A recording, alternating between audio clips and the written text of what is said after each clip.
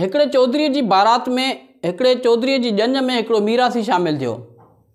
मीरासीअ जे गले में दोहलो हुयो ऐं हिन जे कुल्हनि ते हिकिड़ी ॾाढी सुठी चादर पातल हुई। चौधरी जॾहिं मीरासीअ खे चादर ॾिठी त चौधरीअ मीरासीअ खां चादर वरिती ऐं चयईंसि त कुझु टाइम लाइ ॾे त असां घोट खे पाराए था हलूं ऐं पोइ तोखे ॾींदासीं वापसि। ख़ैरु मीरासीअ घोट खे चादर ॾिनी, ॼञ ॻोठ मां निकिती।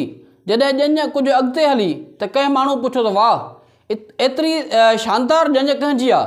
मीरासीअ तकड़ में ॿुधायो त ॼञ जेका आहे उहा चौधरी साहिब वारनि जी आहे, जॾहिं त जेका घोट खे चादर आहे उहा मुंहिंजी आहे। मीरासीअ खे हिननि सम्झायो त ईअं न आहे चइबो। ख़ैरु ॼञ कुझु अॻिते हली, वरी कंहिं माण्हू पुछो त एॾी ज़बरदस्त ॼञ कंहिंजी आहे? मीरासी चयनि त ॼञ चौधरी साहिब वारनि जी आहे, जॾहिं त चादर मुंहिंजी न आहे। वरी हिन खे कुझु बुरो भलो चयनि ऐं सम्झाइनि त चादर जो नालो न खण, इन सां असांजी बदनामी थिए थी। ख़ैरु ॼञ अॻिते हली, वरी कंहिं माण्हू पुछा कई त इहा ॼञ कंहिंजी आहे? मीरासीअ ॿुधाइनि त ॼञ चौधरी साहिब वारनि जी आहे, जॾहिं त चादर जे बारे में मूंखे का बि ख़बर न आहे।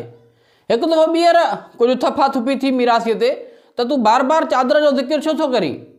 ख़ैरु जॾहिं ॼञ मंज़िल जे वेझो पहुती त उतां कंहिं बुज़ुर्ग माण्हू पुछियो त ॼञ कंहिंजी आहे? मीरासीअ जी जॾहिं 3 दफ़ा बेइज़ती थी चुकी हुई त मीरासीअ खे कावड़ बि हुई ऐं ॾुख बि हुयुसि।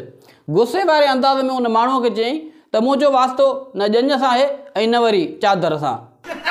छो दोस्तो, असुल में जेके ग़रीब माण्हू हूंदा आहिनि, जेके अॿोझ माण्हू हूंदा आहिनि, जेके सादा माण्हू हूंदा आहिनि, जेके घटि औकात वारा माण्हू हूंदा आहिनि, उहे जल्दीअ में पंहिंजी औकात ॾेखारींदा आहिनि।